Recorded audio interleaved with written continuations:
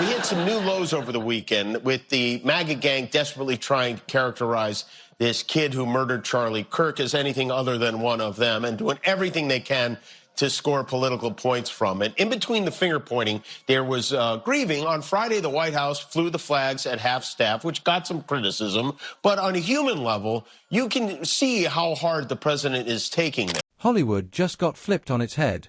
Imagine the toughest action star alive cracking jokes at the expense of late-night TV's biggest faceplant. One's a legend of blockbusters. The other just got blockbuster-fired, and somehow their worlds collided in the funniest way possible. What happens when Sylvester Stallone decides to turn Jimmy Kimmel's bad day into comedy gold? Let's just say you've never seen Entertainment world is reeling this morning after the abrupt decision by ABC to pull the late-night show Jimmy Kimmel Live off the air indefinitely.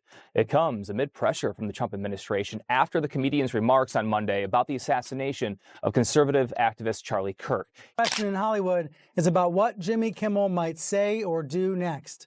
So far, Kimmel has not commented on ABC's stunning decision to yank his show off the airwaves amid Trump administration pressure. Kimmel, of course, has been a scathing critic of President Trump and the administration. His political views are no secret. He has even showed up to anti-Trump protests in the past. Rocky land punches like this before. If you're enjoying this, please subscribe to the channel. It helps more than you think. Sylvester Stallone finally got the knockout he never had to throw a punch for. After decades of fighting his way through fictional villains, the man wakes up one morning to find that his old sparring partner, Jimmy Kimmel, has managed to punch himself in the face, and then keep punching until the referee, the crowd... It could be a little of everything, but it's great. Even in death, Charlie keeps winning debates. You know, the media, this is what's disgusting. Just look at the reaction. The media is trying to make Jimmy Kimmel into their Charlie Kirk. But as if like getting fired is the same as getting fired upon. That's what disgusts me, is how they're trying... Out, and even the arena janitor begged him to stop. The result? The end of Jimmy Kimmel Live, and Stallone sitting back in his leather chair somewhere in Beverly Hills, grinning like Rocky just found out Apollo Creed picked up the tab. The comedy gods have a sense of humor because Stallone didn't need to lift a finger. Kimmel did it all himself, and the world got front row... A lot more to do with other celebrities stepping forward to call out, to actually expose Jimmy Kimmel for who he really is, and to really just humiliate him and put him essentially in the hot seat. One of those actors now involves Sylvester Stallone, who recently delivered the following to call out Jimmy Kimmel in the most professional way possible, while also humiliating him in the process. Stallone delivered the following. What happened on September 10th wasn't just an attack against Americans, but it was an attack against America itself, and an attack on our freedom of speech. I've been in show business for far too long as an actor, and to understand this, but when you say stupid things on television, you deserve to win stupid prizes. After someone was killed, no less, this isn't something that we should even be taking lightly at all. Tickets to watch his spectacular crash. Here's the irony. Stallone warned him years ago that mocking people for cheap laughs while playing politics with late-night airtime wasn't the golden ticket to longevity. But Kimmel, never one to back down from an ill-timed zinger, thought he was untouchable. They had an America First gala at Mar-a-Lago, of course, where Trump got an introduction from none other than the Italian stallion himself. When George Washington defended his country, he had no idea that he was going to change the world. Because without him, you can imagine what the world would look like. Guess what? We got the second George Washington. Congratulations! You good? Bye. I guess those punches Rocky took to the head were real after all. Spoiler alert, he wasn't. The whole implosion started with a monologue that was supposed to be funny but landed with the grace of a cement block tossed into a kiddie pool. Kimmel decided to take a shot at the passing of conservative activist Charlie Kirk. Now, you'd think someone who has spent 2 decades in front of a live audience would know that mocking someone's death is less comedy and more career suicide. But apparently, Kimmel thought this was the perfect time to channel his inner edgelord. Instead of applause, he got a tsunami of outrage that made his Twitter feed look like a pinata at a biker rally. Criticism didn't just trickle in, it came in faster than Stallone's punches in a Rocky training montage. The result? ABC hit the panic button so hard you could practically hear Mickey yelling, "Throw in the towel!" In an unusually blunt move, the network announced that Jimmy Kimmel Live would be preempted indefinitely. Not on hiatus. Not back after the summer. Just a vague corporate speak way of saying, don't call us. We'll call you, but also, please lose this number. For a show that had been a late-night fixture for over 20 years, the silence felt louder than Stallone. A program gets canceled for saying something that obviously is so wrong. Don't go telling me that's an attack on our freedom of speech. An attack on our freedom of speech is the terrible thing that we witnessed on September the 10th. That is what we call freedom of speech suppression. But as Americans, we learn to get back up when we fall and to keep moving forward. And it's something I always like to say, but you have to take the necessary steps to get back on your feet. If those in show business want to make a mockery of the situation, then so be it, but they better be ready for the consequences. Screaming Adrian in an empty street. But the real knockout punch didn't even come from ABC. No, that came from Nexstar Media Group, the network affiliates, who basically said, we don't want this man's face anywhere near our viewers. Thank you very much. Their statement was so sharp it could have been ghostwritten by Rambo himself. They called Kimmel's comments offensive, insensitive, and not even remotely reflective of the people they represent. Translation: this guy just got booed off his own stage. And somewhere in the Hollywood Hills, Stallone raised a glass of protein shake and said, I told you so. Because this wasn't some random feud that popped out of nowhere. This rift between Stallone and Kimmel had been simmering for years. And like every good action movie, the climax was always inevitable. The spark that lit the fuse. Political bias, of course. Because why interview a Hollywood legend when you can settle a personal score on national TV? Instead of professionalism, Kimmel chose pettiness. And to make it worse, he doubled down live on air, tossing in pointed... Still attacking MAGA. Attacking MAGA as working very hard to capitalize on the murder of Charlie Kirk. We want to we're in mourning. We're not capitalizing on the death of Charlie. We're in mourning. You leftist losers are out there trying to blame us for his death, trying to disparage his legacy, and we're trying to correct you, and we're trying to correct the record. And for once, we're fighting back. That's what you're talking about. You're just not used to it. We get to Wednesday, and Disney and ABC are now in meltdown. Because according to The Hollywood Reporter, The Wall Street Journal, CNN, the phone lines were ringing off the hooks. They jokes at Stallone that were less late-night humor and more angry Yelp review. The jokes fell flat. The audience shifted in their seats, and viewers at home started tweeting like Stallone had just taken a right hook for them personally. Disrespecting Stallone, that's career suicide. Rocky trained harder for fights than Kimmel trained for a punchline. Stallone inspires millions. Kimmel inspires channel changing. Memes exploded. Side-by-side images of Stallone's training montages compared to Kimmel fumbling cue cards went viral. If comedy is timing, Kimmel just proved he doesn't even own a watch. And the fallout wasn't just fan outrage. Critics piled on, too. Columnists roasted him for embodying everything wrong with late-night TV, too much politics, too little comedy. Another headline practically screamed, when your job is to entertain, don't turn into a bitter politician with a laugh track. Kimmel wasn't just slipping, he was free-falling. And the ratings told the story. ABC executives panicked, as executives do when the money starts leaking out of the vault. Desperate, they did something extraordinary. They reached out to Stallone himself. Imagine the nerve. After cancelling him, mocking him, and alienating his fans, suddenly the same network was practically on its knees begging Stallone to come back. They even promised him free reign on the show. No restrictions. No notes. Say whatever. An attack on free speech, as some would say. It is a business decision made under pressure by the FCC. Okay. I happen not to think Jimmy Kimmel is funny. I happen to think that the crack he made about Trump was actually pretty funny. Yeah. Do you think we have free speech in Britain? I'm not aware of any restrictions you Brits have on the press and the media.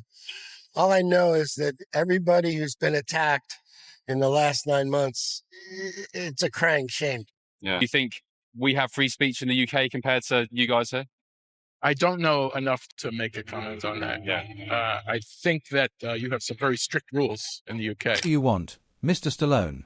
That's like firing someone, realizing they were the only person who knew the Wi-Fi password, and then crawling back to ask if they'd please return for one more day. But Stallone, being Stallone, didn't even blink.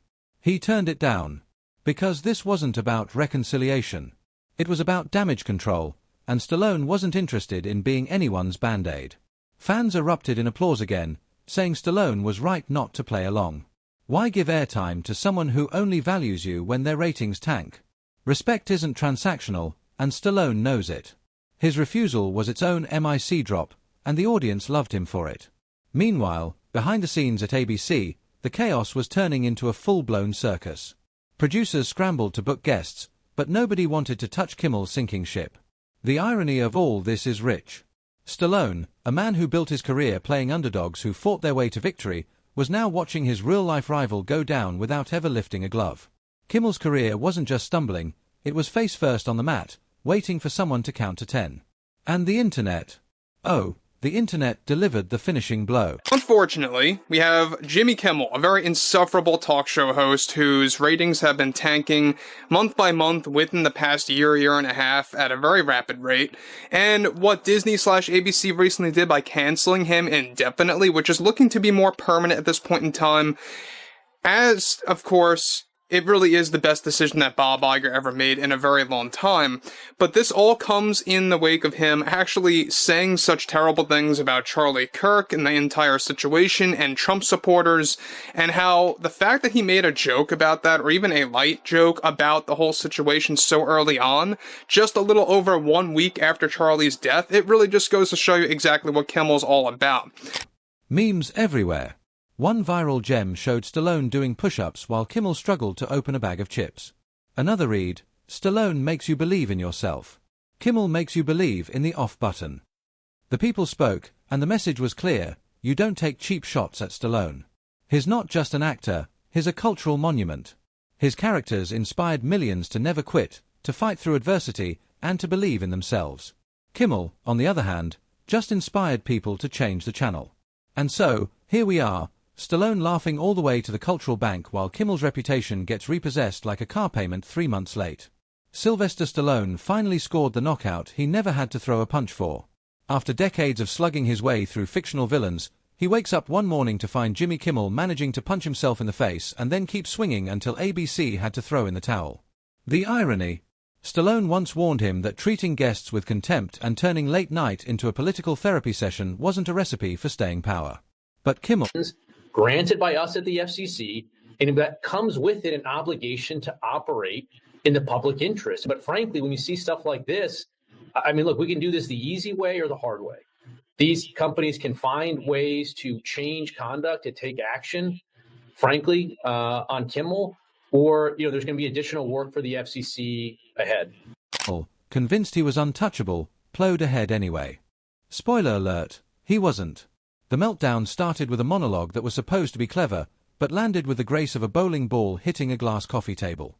Kimmel made remarks about the death of conservative activist Charlie Kirk.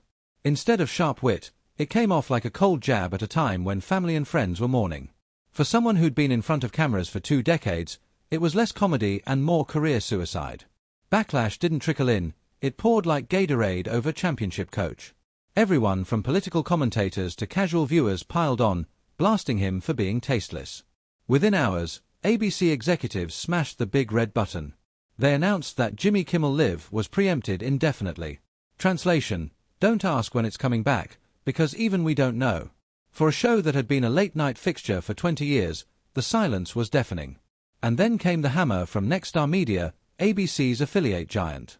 Somewhere out there, Stallone probably raised a protein shake and whispered, I'm in a full face of makeup because I was supposed to go over and have a chat with my friend Jimmy Kimmel on his show. But as you have heard by now, the Jimmy Kimmel show has been pulled indefinitely, abruptly, because of complaints from the Trump administration. He didn't end the Ukraine war or solve Gaza within his first week, but he did end freedom of speech within his first year.